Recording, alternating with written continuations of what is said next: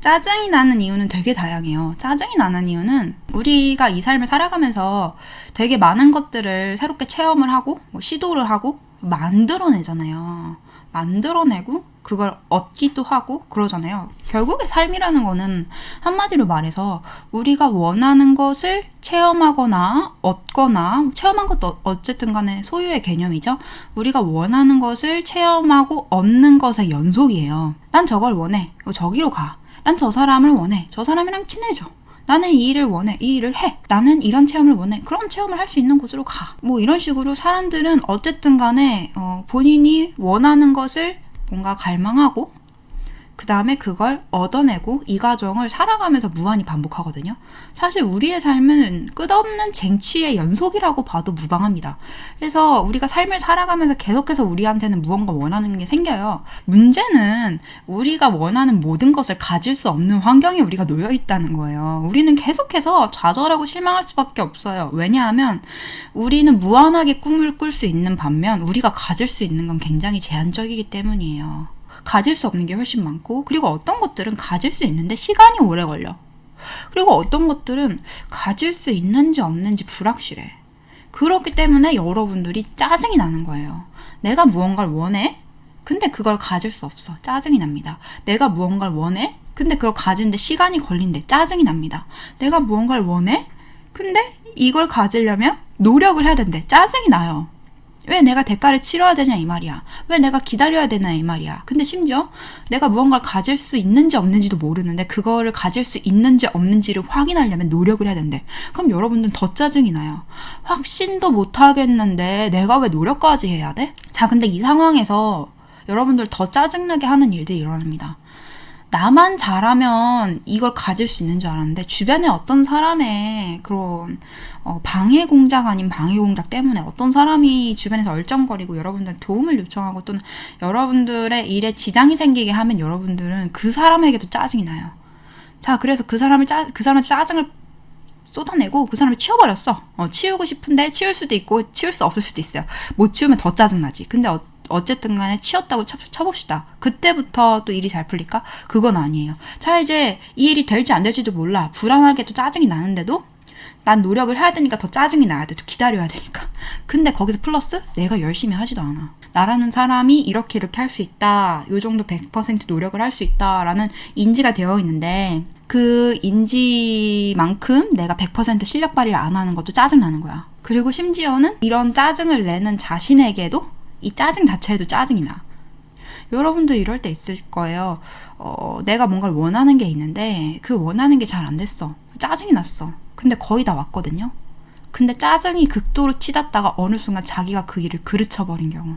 예를 들면 사랑하는 연인과 관계를 이렇게 조정하다가 한 번에 승질이 확 나가지고 그 관계를 모두 어그러뜨렸다던가, 어떠한 일을 내가 거의 한 90%까지 달성을 했는데 나머지 10% 그 인내심을 못 참아가지고 성격이 급해가지고, 그리고 또는 불안하거나 내가 이만큼 노력했는데 지금도 안 됐다고 하면서 확 엎어버리는, 다 된 밥상 엎어버리는 그런 경우도 있었을 거예요. 짜증이라는 건 한마디로 분노랑은 좀 다른 근본적인 이유가, 짜증이 왜 발생했냐면 여러분들이 무언가를 원하고 그 원하는 것을 자기 거를 만들기 위해서 무언가를 원할 때 에너지가 발생을 해요.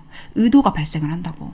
그건 아주 강렬한 창조 욕구기도 합니다. 무언가를 내 걸로 만들길 바래. 근데 그 내 걸로 만들길 바라는 과정에서 우리는 필연적으로 많은 노력들을 해야 되고 많은 환경에서 많은 액션을 취해야 돼요. 그럴 때 필요한 에너지가 자동 발생하거든요. 우리가 무언가를 원할 때 그 원하는 것이 내 손에 들어올 수 있게 그만큼 내가 원하는 만큼의 에너지가 들어와요. 우리 안에 창조적인 에너지가 무언가를 만들어낼 것이다. 또는 원하는 것을 얻을 만한 기회를 만들려고 내가 이 에너지를 씁니다. 그러니까 여러분들이 무언가를 강렬히 원하는 만큼 강렬한 에너지가 들어오는데 그때마다 여러분들은 장애물을 만나요. 누군가 알짱거려. 내가 지금 시간이 없는데 누군가 나한테 시간을 내달라고 자꾸 귀찮게 해. 막 카톡 보내고 자꾸 만나서 놀자고 하고 자꾸 나한테 뭘 알려달라고 하고 날 귀찮게 해. 또는 어떤 사람이 트롤 짓을 해서 내가 내일에 지장이 생겼어. 어떤 사람이 민폐짓을 끼쳐가지고 내 자료들에 문제가 생겨서 내 자료가 날라갔어. 내 스케줄에 내 시간이 뺏겼어. 내 스케줄에 지장이 생겼어. 딜레이가 생겼어. 그럼 이제 여러분들은 이 무언가를 얻기 위해서 열심히 쓰던 에너지가 갑자기 장애물을 만나서 중단됐기 때문에 그 에너지를 이 장애물한테 뿜어내는 거예요. 이 장애물 때문이다. 이 장애물을 제거해야겠다. 이러면서 짜증이 나는 겁니다. 근데 문제는 이 장애물이 정확하게 뭔지 여러분들은 모르는 상태에서 내가 방해받았어. 화가 나. 짜증이 난다. 짜증을 눈앞에 있는 존재한테, 사람이 앞에 아무도 없으면 내 일을 망치거나 내 자신을 괴롭히는 데다 써버리는 게 문제라는 거죠. 여러분들의 창조적인 흐름, 무언가를 만들고 싶은 열망, 무언가를 가지려고 행동을 하려는 그 열망이 계속해서 지금 만들어지고 있고 그게 뿜어져 나오고 있는데 일순간 그게 이 회로가 막히고 분출구가 막혀버리면 여러분들은 그거 자체를 통제하지 못하고 짜증에 점령당해져 버리는 거예요. 근데 그럴 때마다 이 장애물이 뭔지를 인지를 해야 돼요. 내 앞을 가로막고 있는 이 장애물이 대체 뭐지? 사람인가? 상황인가? 살펴봐야 됩니다. 살펴보고 나서 무엇이 원인인지 알고 나면 차분하게 생각을 해보면서 그럼 내가 지금 계속해서 이 원하는 것을 달성하고 싶은 욕구가 계속 올라와서 내가 답답한데 이 욕구의 에너지, 이 열정의 에너지, 이 에너지를 이쪽으로 풀어보면 어떨까 하고 선로를 틀어야 돼요. 상식적으로 생각해보세요. 여러분들 길을 가고 있어. 근데 하늘에서 여러분들 몸집의 10배 되는 바위를 이렇게 떨어뜨렸어요. 누가 떨어뜨렸는지도 몰라요. 그냥 자연 발생된 거고 여러분들이 가는 길마다 마치 누가 방해를 하듯이 불규칙하게 커다란 바위가 뚝 떨어져서 여러분들은 그 길을 지나갈 수 없어요. 굉장히 화가 납니다. 그럼 여러분들은 지금 자기가 운전을 하고 길을 가고 있었다면 자기 차에 연료가 있을 거 아니에요? 그 연료를 그 차를 그 돌멩이를 부시는 데 씁니다. 그 거대한 바위를 부시는데 차를 계속 박아. 난 이 길로 가야 돼. 난 이 길로 가야 돼. 근데 네가 못 가게 했으니까 난 너를 제거하겠어. 이러면서 결국에는 자기 자동차도 망가뜨리고 연료도 다 써버려요. 그리고 여러분들도 차 안에 있었기 때문에 그 충격이 여러분들한테 고스란히 가죠. 마찬가지로 여러분들은 내 삶에서 내가 원하는 것을 이루는데 방해가 되는 것들을 파괴하고 싶어 하겠지만 그 파괴 본능이 자연스러운 게 아니라 내가 이쪽 길로 가야만 해 라고 지금 고집을 놓지 못해서 그런 고집을 피우고 있는 거예요. 근데 거기서 장애물이 있을 때 우리가 이 장애물을 최대한 잘 피해가는 방법은 뭘까요? 말 그대로 피해가는 거예요. 왜 부딪히고 왜 싸워요? 이 돌이 왜 떨어졌을까 생각을 해봤을 때 왜 떨어졌는지 알겠으면 이해를 해서 원인을 해결하면 되지만 왜 떨어졌는지 모르겠으면 이해하는 것보다는 그냥 돌아가는 게 나을 수도 있어요.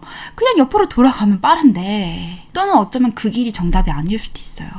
그래서 그 바위가 막아줘서 여러분들 도와준 걸 수도 있어요. 또는 그 바위가 처음부터 거기에 있었는데 여러분들이 내비게이션으로 지도를 찍어서 갈 때는 그 바위가 없다고 착각했을 수도 있어요. 예를 들면 여러분들은 내가 원하는 꿈이 생겼어. 그럼 이 꿈을 위해서 막 달려가다 보면은 뭐 이렇게 한 달, 1년 만에 바로 이룰 수 있겠지라고 생각을 했는데 실제로 그 일을 여러분들이 숙달되고 스킬을 쌓고 실물을 쌓는 데까지는 시간이 반드시 필요합니다. 근데 그런 시간을 무시하고 여러분들의 욕구와 기대와 욕망대로 이거는 내가 이만큼 원하니까 바로바로 이렇게 해서 내 계획대로 생각대로 될 거야 라고 생각을 하고 갔지만 현실은 그럽니까? 현실은 안 그래요.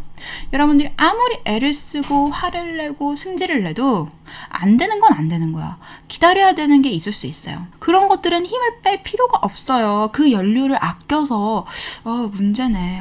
이 문제를 좀 해결해 봐야겠는데 어떻게 하지? 좀 돌아갈까? 어디로 돌아가야 좀 더 내가 손실을 덜 볼까? 이렇게 차분하게 생각해서 오른쪽으로 돌아갈지 왼쪽으로 돌아갈지 또는 몇 번째 길로 돌아갈지 아니면 타고 올라가서 넘어갈지 이런 것들을 생각해서 그걸 올라가는데 여러분들 연료를 써야 되는데 그냥 무식하게 난 원래 이 길로 가기로 했으니까 바위가 나타나서 난 부시겠다. 이거야말로 열정, 이거야말로 비전을 가진 자의 용기라고 할 수 있지 이러면서 막 부셔.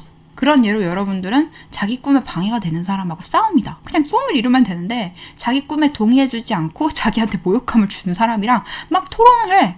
그 사람의 동의가 있어야지 여러분들이 꿈을 얻는 건 아니거든요. 그냥 내 꿈을 존중해주지 않고 내 목표를 비웃는 사람들은 그냥 스쳐 지나가면 되고 애초에 그런 사람들한테 내 꿈을 오픈하지 않으면 돼요. 근데 굳이 오픈을 다 한 다음에 굳이 시비를 걸어요. 어떻게 보면 자, 나의 10살이야.